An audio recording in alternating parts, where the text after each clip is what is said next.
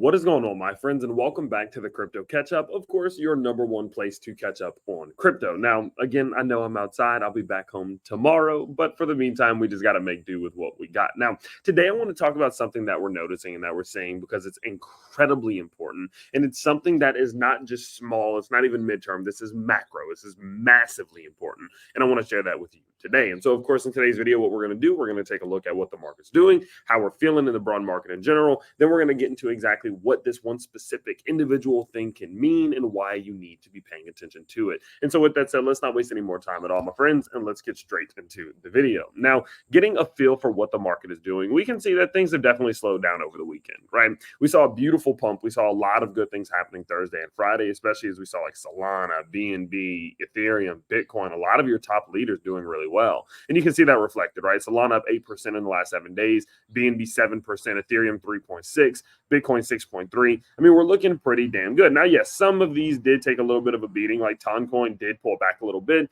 but the only ones really pulled back on the last 7 days are the ones that were up like crazy. So it seems like that top 10, top 15 is definitely still in an extremely healthy space right now. Now, moving outside of that a little bit, let's actually head over to Crypto Bubbles. And let's see what's going on here. Now, heading outside of the top 10, looking at it, what we can see is, again, yeah, in the last 24, 48 hours, things have definitely slowed down. Toncoin, not.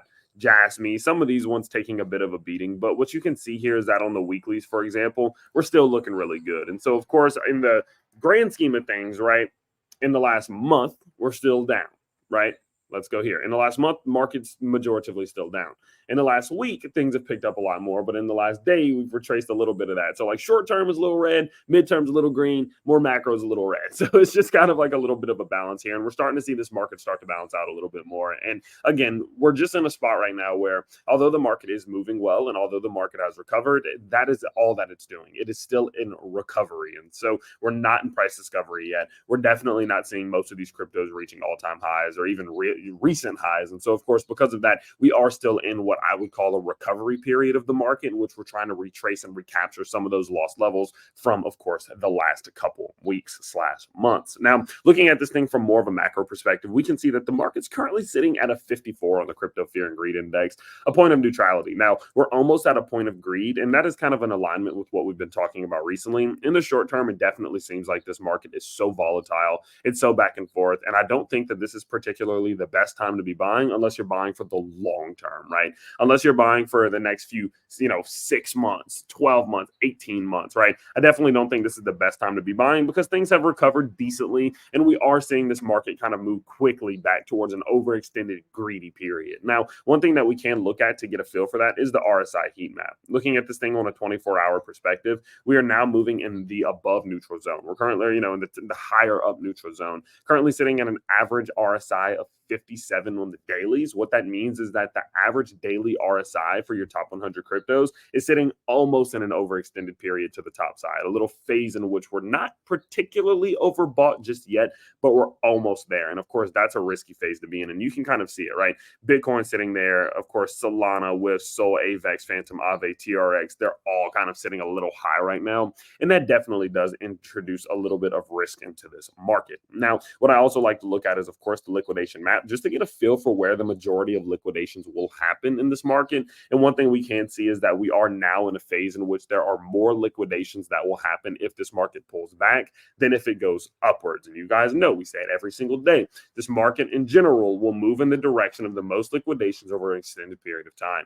And so in moments like this, when people are so sure that the market's going to go up, that more liquidations will happen if this market pulls back, I definitely get a little bit nervous. We can see it here on the 1 day, and we can see it here extremely on the 7 days. And so knowing that RSI is a little overextended to the top side, Crypto Fear and Greed Index is a little bit higher right now. Knowing how many liquidations will happen if this market pulls back on a macro sense, I definitely am being a little bit cautious right now. I'm not doing a ton of buying. Now, I'm well aware, in a bull market, we can be overextended to the top side for weeks and weeks and weeks at a time. So it's not like I'm just selling all my crypto. I'm not doing any of that stuff, right? But I definitely am just slowing down on the purchases. I'm not doing much DCAing right now, unless it's for the big picture, unless it's my big yearly 2-year, 3-year bag there. Now, that's kind of where we are just in general in this market. This market is a little bit overextended to the upside. That was a huge just jerk reaction from the crypto fear and greed index itself. I mean, to go from the lower fear, almost an extreme fear, to nearly being greedy within 3 days, that's definitely a big reaction to me. And so again, I'm definitely in a spot where I'm just kind of cooling it right now. I'm not doing too much, just allowing this market to play out, especially if you do pay attention to what's happened in just the last 24 hours. A lot of people went from yesterday's video, people were closing their shorts, opening their longs. Right now, in the last 24 hours, a ton of people are closing their longs, opening their shorts. So people don't know what's going to happen. This market's moving in all directions. There's a ton of liquidations that'll happen on either side. And so, of course, a lot of people are going to end up getting liquidated, and I don't want to be one of them. So I'm just sitting back, relaxing right now, not doing an absolute ton. So that's where we are in the crypto market right now. Definitely a ton of uncertainty there. Now, what I want to focus in on today, though, is what we are seeing from the DXY. If you don't know, the DXY is kind of a gauge of how the US dollar is performing. Now, the reason why this is so important is because when the dollar is doing better, typically assets are not performing as well against it. So, for example, in periods in which the dollar is performing extremely well, something like crypto is typically going to not particularly be pumping as much. Whereas in instances in which the dollar is pulling back, the dollar is not performing as well, people are going to be looking for opportunities in other places to put their money for a bit of either a better return or quite simply just a more safe place to put their money. And so, of course, because of that, in moments in which the dollar itself is collapsing or pulling back or whatever it may be, typically speaking, you will see crypto performing better. Now, just to kind of put this into comparison, there's two recent times in which we saw, of course, crypto, or the dollar itself starting to pull back, losing massive points of structure, and then we see crypto do well. For example, the two most recent big times were in October of 2023. What you can see right here is that the dollar, or the DXY, came up, started to see a bit of a pullback, lost structure, and then came back down. And then if we look at what happened in crypto after that, you can see it's this first blue line. We started to see this market really move to the upside to kick off the bull market. Now, the time before that, what we can see is that this was back in October of 2022. And if we go look back in crypto, you all know that was right before we saw the final collapse from the FTX crash. But of course, from there, I mean, guys, it was open season, right? We saw one more pullback, and then this market absolutely took off into the bull market. So the two most recent times in which the dollar collapsed or the DXY collapsed, we started to see crypto really catch a pump. Now, you may be asking, well, Tyler, why is that important right now?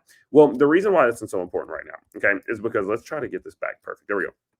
The reason why that's so important right now is because what we're seeing right now is the DXY retesting a massive point of support. Now, if you don't know what support is, support, quite simply put, is a layer or an area in which you are most likely to see bullish momentum enter into that asset to try to push it back to the upside.